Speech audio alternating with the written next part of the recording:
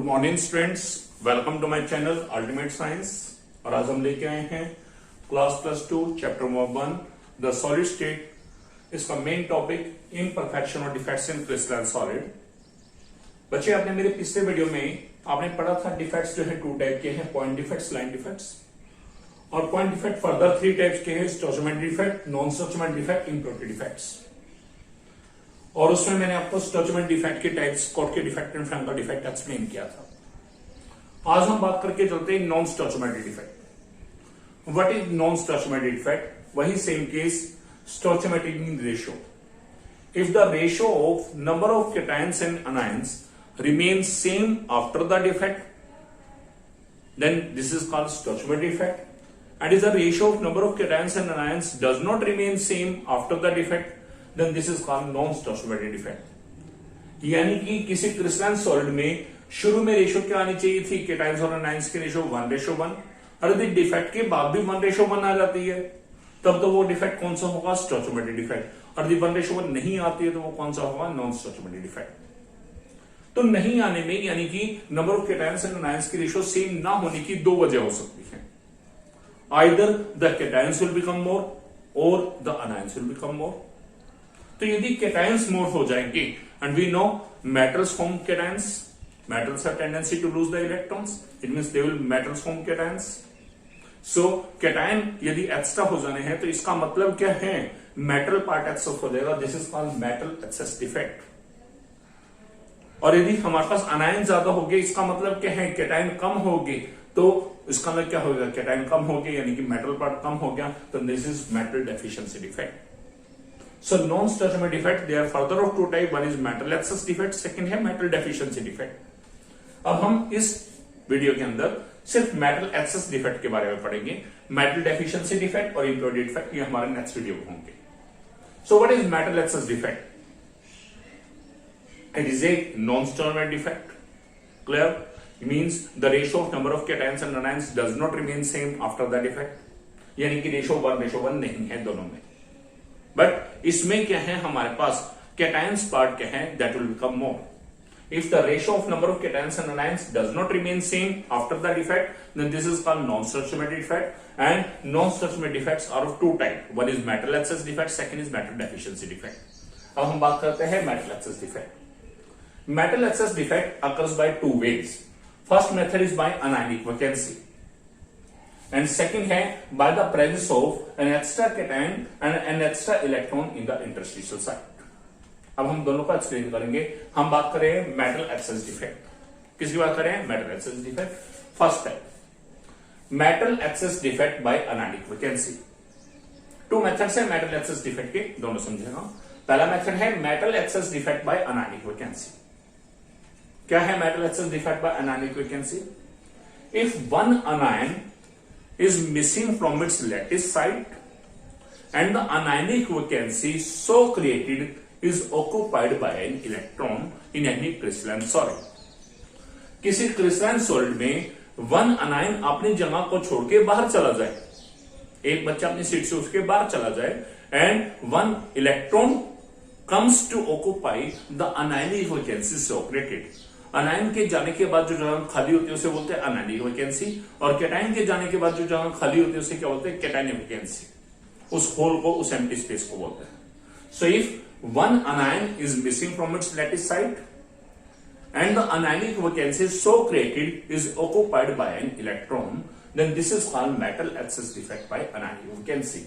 Check कीजिए, मैंने 1 anion को मिस कर दिया, ये क्या बन गई हमारे पास? anionic vacancy। क्या बन चुके हैं इस समय? anionic vacancy।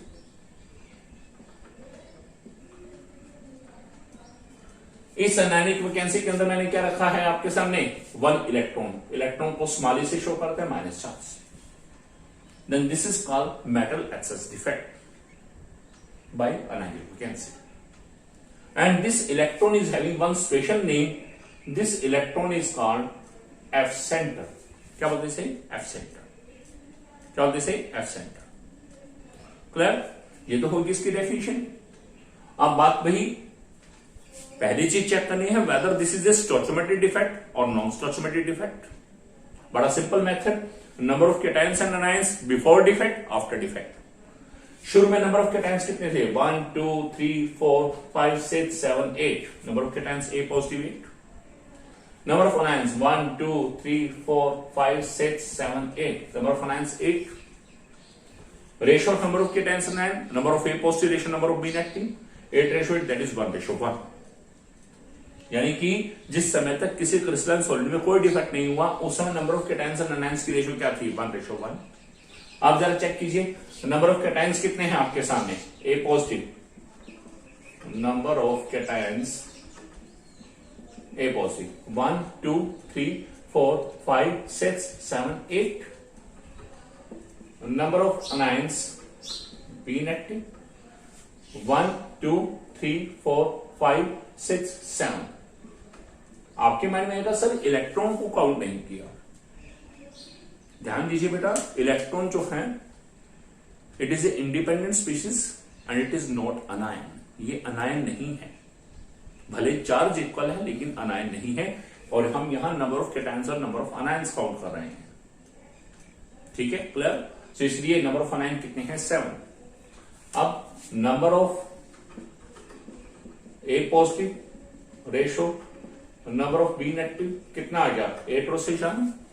आप चेक कीजिए क्या 1:1 आया? नहीं आया, यानी कि रेशो सेम नहीं रही डिफेक्ट के बाद। किसकी ratio? Number of cations and anions की। Then this is a non stoichiometry defect.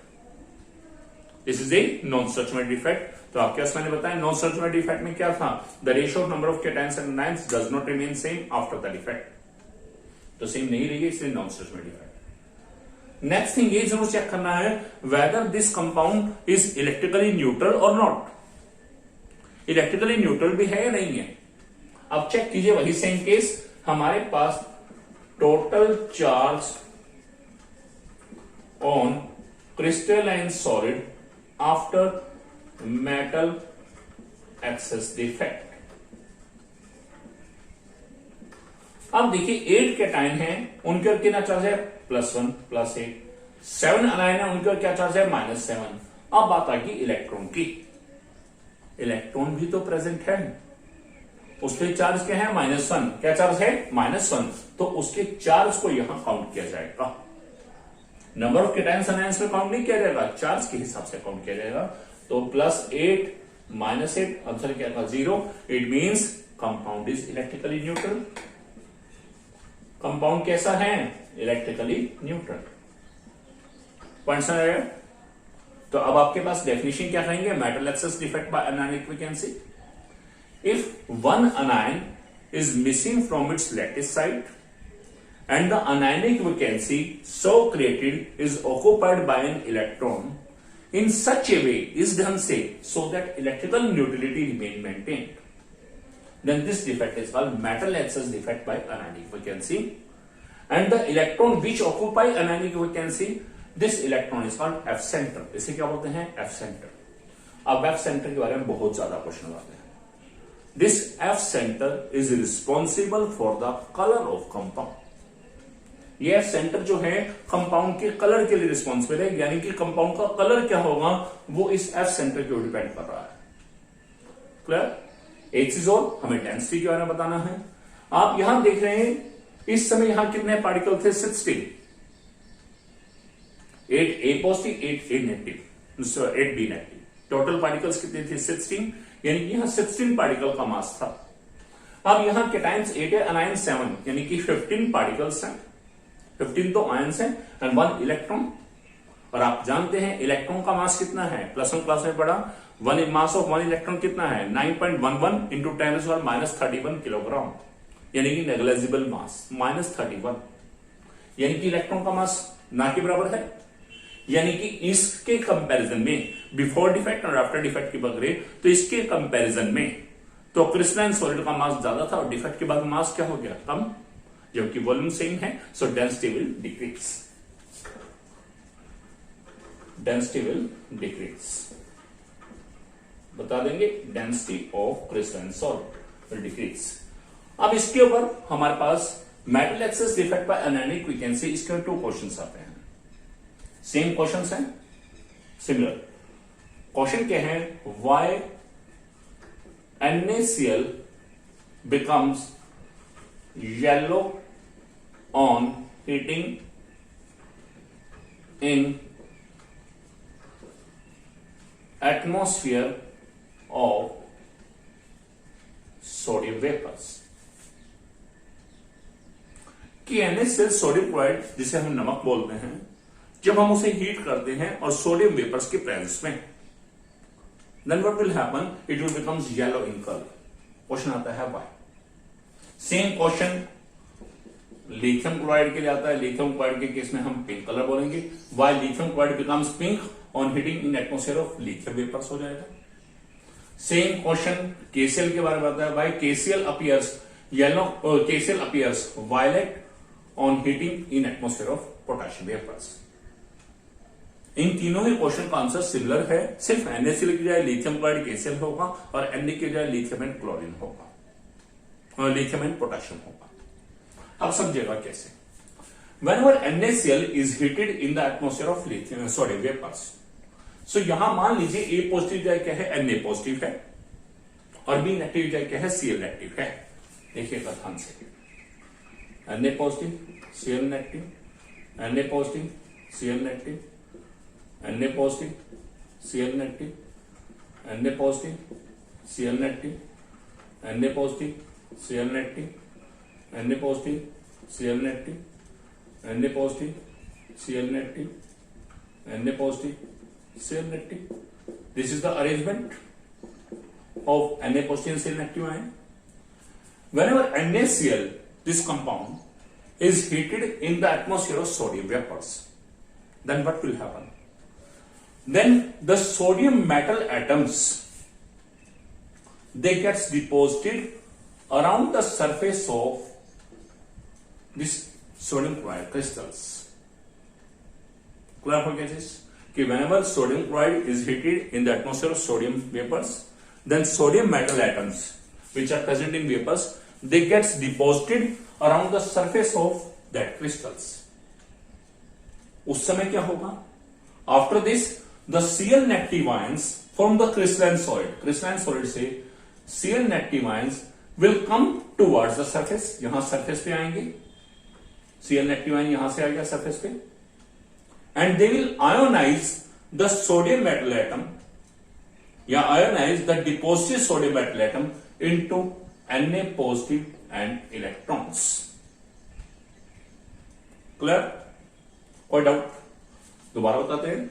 Whenever NaCl is heated in the atmosphere of sodium vapors के प्रेजेंस में जब हमने उसे हीट किया है, then sodium metal atoms gets deposited around the surface of NaCl crystals. तो sodium metal atom उसके surface के चारों तरफ इकट्ठे हो जाएंगे वेपर्स में से निकल के.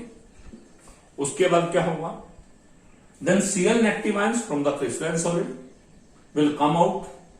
वो बाहर आएंगे, आगे बाहर यहां से. They will create anionic vacancy. And these Cl negative ions यहां से निकलने के बाद क्या करेंगे? बाहर आ जाएंगे. And they will ionize the sodium metal atom which was deposited या which were deposited into Na positive ions and electron. अब ये क्या करेंगे? Cl नेगेटिव बाहर आएंगे और जो सोडियम मेटल एटम यहां इसके चारों तरफ डिपोजिटेड है उनको आयनाइज करना शुरू कर देंगे. उसे किसमें बांट देंगे? Na positive electron. Cl negative बाहर गया, उसको तोड़ दिया, Na को तोड़ के किसे बदल दिया? Na positive electron. और वो इलेक्ट्रॉन जो है जो आयनाइज होने का है, and these electrons will come inside the crystalline solid and they will occupy the anionic vacancy. और वो आएंगे और उस anionic vacancy को ऑक्युपाई करेंगे, यानी कि Cl नेगेटिव की बजाय क्या आ गया हमारे पास? इलेक्ट्रॉन. अब बाहर क्या बच गया? Na positive. तो ये आयनाइज होने के बाद साथ में क्या बचा है? Cl negative. इनकी बाहर भी क्या बच जाएगा? NaCl. Clear? Then this electron will act as F centre. अब ये इलेक्ट्रॉन किस रूप में काम कर रहा है? F सेंटर के रूप में. किस रूप में काम कर रहा है? F centre. अब बात आती है कि why this F centre is responsible for the colour of compound.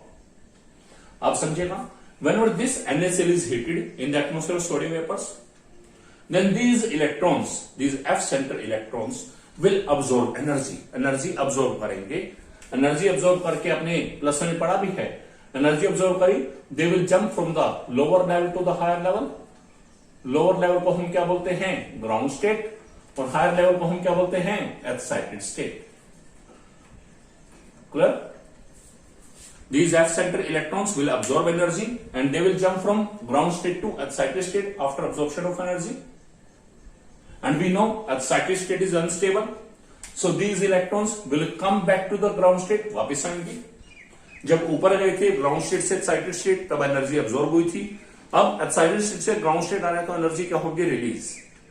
Then they will emit energy and this energy is emitted in the form of radiations and these radiations are of yellow color। और radiation कौन से colour की होंगी, yellow colour की। इसी वजह से that's why NaCl becomes yellow on heating in atmosphere of sodium vapors। Clear? एक बार दोबारा बता देते हैं। NaCl था, सोडियम मेटल वेपर्स के प्रेस में जब उसे हीट किया, सोडियम मेटल वेपर्स में से सोडियम मेटल एटम उसके चारों तरफ डिपॉजिट हो गए, Cl नेगेटिव आयंस बाहर निकले। उन्होंने क्या करा, Na को आयनाइज कर दिया, Na positive ions and electrons. Cl negative वहीं रह गई, इलेक्ट्रॉन अंदर आ गए Cl नेगेटिव जगह, यानी कि उन आयनिक फ्रीक्वेंसी पे। इन इलेक्ट्रॉन्स को क्या बोल दिया, एफ सेंटर। अब हम क्या कर रहे हैं, heating.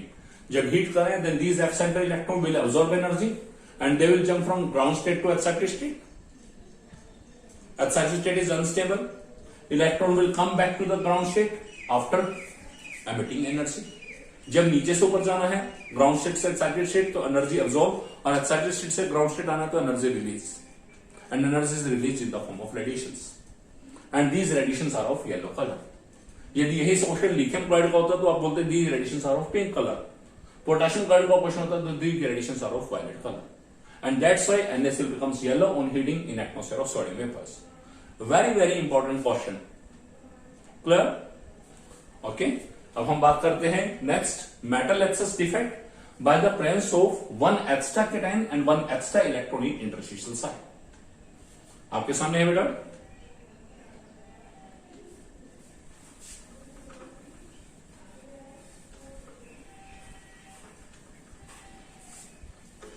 Next, metal excess defect second type.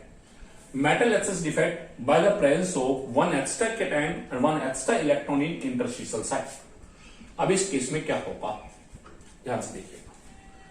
If one extra cation and one extra electron occupy the interstitial site in a crystalline solid in such a way so that electrical neutrality is maintained।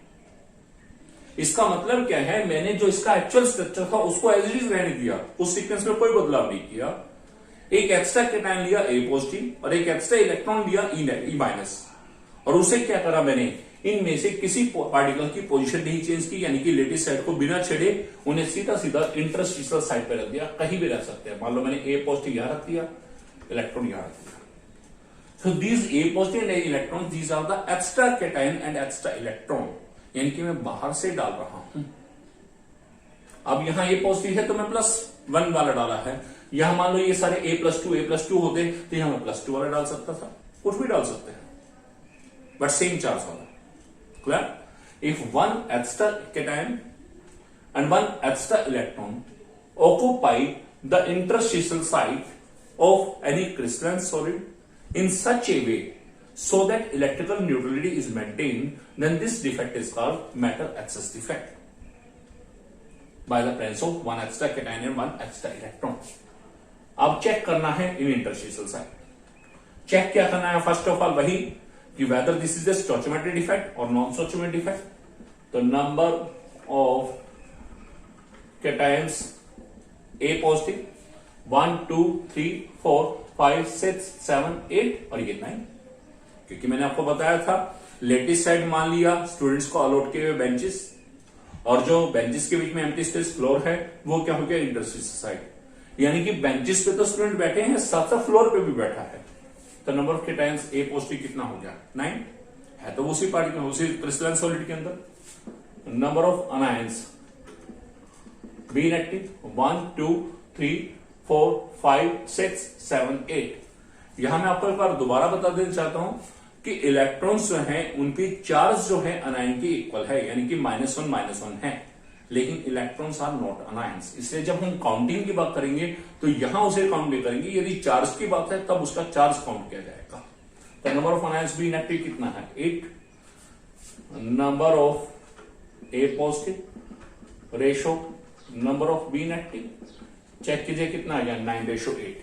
क्या ratio 1:1 है? नहीं। यदि 1:1 नहीं है इसका मतलब this is a non stoichiometric defect. क्या है? Non stoichiometric defect. Next thing, total charge on crystalline solid after metal excess defect. अब आप देखिए 9 के टाइम पे +1 चार्ज है +9, 8 और 9 पे -1 चार्ज है -8, और एक इलेक्ट्रॉन भी तो पड़ा है ये, उसका क्या है -1, उसको भी काउंट करेंगे चार्ज में। +9 -9 आंसर क्या आएगा? 0। आंसर क्या आएगा? 0। क्लियर? कोई डाउट किसी तरह का? यानी कि ये compound crystalline solid before defect भी कैसा था? इलेक्ट्रिकली न्यूट्रल, और after metal excess defect then this is also electrically neutral.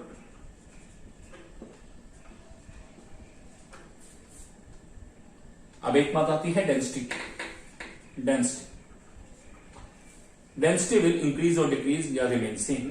जरा चेक कीजिए, यहां पहले इतने स्पेस के अंदर टोटल आयंस कितने थे? 16, 8 के टाइम 8 और 9।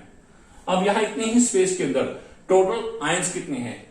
कैटायंस है 9, अनायंस है 8, यानी कि 17 तो हमारे पास आयंस हो गए और 1 इलेक्ट्रॉन। यानी कि यहां टोटल 16 पार्टिकल, यहां कितने हैं? 17 पार्टिकल। इलेक्ट्रॉन को भले मास छोड़ दीजिए, पर साइड में कर दीजिए, यानी कि number of particles are increasing, it means mass will increase, volume remain same. Volume same का सेम है लेकिन मास इंक्रीज, तो mass increase then density will also increase. हाँ जी स्टूडेंट्स, एक बात आपको बतानी रहेगी बीच में, माइंड में आ गया कि मेटल एक्सेस डिफेक्ट। मैंने आपको बताया था मेटल एक्सेस मींस क्या है? Metals have tendency to lose electron and they can form cation. तो मेटल एक्सेस डिफेक्ट का मतलब क्या है? कैटायंस ज्यादा हो जाएंगे अनायन से। तो आप इन दोनों में ही चेक कीजिए, यहां कैटायंस कितने हैं? 8, अनायंस कितने हैं? 7, यानी कि कैटायन ज्यादा है। सेम वे से यहां कैटायन कितने हैं? 9, यहां कितने हैं? 8, कैटायन ज्यादा है। यानी कि कैटायंस एक्स्ट्रा होने का मतलब क्या हो गया? Metal part excess, that's why they are the metal excess defect. Clear? कोई डाउट किसी तरह का? अब आता है इसके, जैसे ये क्वेश्चन उसमें था, why NaCl becomes yellow on heating in the atmosphere of sodium vapours. अब यहां भी हमारे पास है, वो इसके ऊपर क्वेश्चन है इससे related, why ZnO becomes yellow on heating. ZnO zinc oxide it is initially white in colour, white colour का है, and it becomes yellow on heating. जब हम इसे हीट करते हैं तो ये येलो कलर का क्यों हो जाता है? अब हम देखिएगा, whenever ZnO is heated, जब हम ZnO को हीट करते हैं, हीट, ये जो डेल्टा साइन दिखाते हैं this is of sign of heat, it will dissociate to हम Zn+2 ion, 2 electron and half molecule of proton. Whenever ZnO is heated, वहां कंडीशन थी in the atmosphere of sodium vapour, यहां ऐसा कुछ नहीं है। ZnO is heated, it get dissociate to form Zn+2 ions, 2 electrons and half proton. Then after this, the Zn+2 ion will come into the interstitial site। मान लीजिए ये positive Zn+2 पड़ा है, B नेगेटिव में O-2 आयन पड़ा है, तो ये Zn+2 आयन जो एक्स्ट्रा बने, they will occupy the interstitial site and these electrons will also occupy the interstitial site। Clear हो गया चीजें? जैसे उस पहले वाले में था, अब ये Zn+2 आयन यहां आ जाएंगे इंटरस्टिशियल साइट्स पे, और इलेक्ट्रॉन इनके आसपास वाले इंटरस्टिशियल साइट पे आ जाएंगे। क्लियर हो गया चीज? तो कौन सा डिफेक्ट बनेगा? Metal excess defect by the presence of 1 extra cation and 1 extra electron, या extra cation and extra electron, 1 ना हो तो ज्यादा भी हो सकते हैं। क्लियर हो गया चीजें? क्लियर है? कोई डाउट किसी तरह का? नहीं।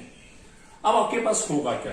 देन दीज इलेक्ट्रॉन्स, जो ये इलेक्ट्रॉन आ रहे हैं इंटरस्टिशियल साइट को जो ऑक्यूपाई कर रहे हैं, then these electrons will act as F centre. अब ये इलेक्ट्रॉन एफ सेंटर के रूप में काम करेंगे, और काम वही ऑन हीटिंग, जब हम हीट कर रहे हैं, these electrons will absorb energy and they will jump from the lower energy level to the higher energy level, यानी कि ग्राउंड स्टेट से कहां जंप कर जाएंगे? एक्साइटेड स्टेट में, and excited state is unstable, excited state unstable है, so these electron will come back to the ground state by releasing energy, energy release करके वापस आएंगे, और जब एनर्जी रिलीज होगी, and energy is release in the form of radiations, and these radiations are of yellow colour. यहां कौन सी radiation होंगी? येलो कलर की। That's why ZnO becomes yellow on heating. ध्यान दीजिएगा, अनायनिक वैकेंसी वाले केस में भी इलेक्ट्रॉन को हमने एफ सेंटर बोला है, और यहां जो इंटरस्टिशियल साइड में इलेक्ट्रॉन्स हैं उनको भी एफ सेंटर बोला है। कलर के लिए दोनों केसेस में हीटिंग यूज हुई है। दोनों केस में इलेक्ट्रॉन लोअर एनर्जी लेवल यानी कि ग्राउंड स्टेट से एक्साइटेड स्टेट में जंप हुए हैं। दोनों केस में ही एक्साइटेड स्टेट से जब इलेक्ट्रॉन वापस ग्राउंड स्टेट में आए हैं तब उन्होंने एनर्जी रिलीज की है, and energy is release in the form of radiations, and these radiations are of fix colour. हर एक रेडिएशन के अपना अलग अलग कलर होगा, किसी में येलो, किसी में पिंक, किसी में वायलेट, किसी में कुछ। तो यहां पर इस केस में कैसा कलर है? येलो कलर, यानी कि उन रेडिएशंस की वेवलेंथ कैसी होगी? येलो कलर के अकॉर्डिंग। So clear? तो आप इसमें बताएंगे क्या? Whenever ZnO is heated, it get dissociate to form Zn+2 ion and electrons and half atom molecule. These Zn+2 ions and electrons will occupy the interstitial sites as extra cation and extra electrons. These electrons will act as F centers. So on heating, these electrons will absorb energy and they will jump from lower energy level to higher energy level. It means ground state to excited state. And when the electrons will come back from excited state to ground state, then they will release energy in the form of radiations, and these radiations are of yellow color. That's why ZnO becomes yellow on heating. Zinc oxide becomes yellow on heating. Clear? उम्मीद करता हूं बच्चों आपको मेरे ये topic metal excess defect और इसके दोनों मेथड बहुत अच्छे से क्लियर हो गए होंगे। Thanks for watching my video.